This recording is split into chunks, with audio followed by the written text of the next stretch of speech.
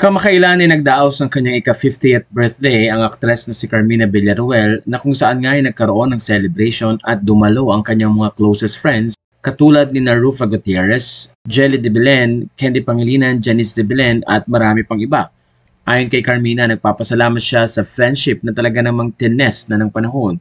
Kaya naman sa isang mensahe ay nagbigay si Rufa ng ganitong very sweet message para sa kaibigan.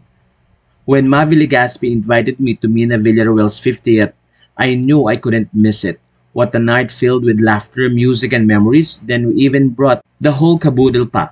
So grateful for timeless friendships that have stood the test of time. Happy golden birthday to my ever beautiful Mari. Mina, you deserve all the love and blessings. Love you always.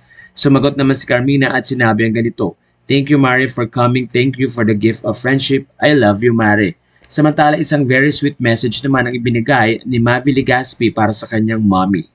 50 looking 21. To the heart of our family, Mina Villaruel, happy birthday, Mama. Your love simply makes everything better. Thank you for the sleepless nights, the sacrifices you never spoke of, and the unconditional love that never wavered even when I didn't deserve it. You are the heart of our family, the soul of our home, and the greatest blessing I've ever known. You are the hardest working, kindest, and most loving person in this world. She is what you call home, and she is the glue that holds and keeps this family together. Her patience, understanding, guidance, and perseverance are just a few of many things that describes this wonderful human being, God-fearing and a child of God. Cheers to 5 beautiful decades of success, tears, love, faith, and dedication. The dedication to being the best actress and mother you could ever be.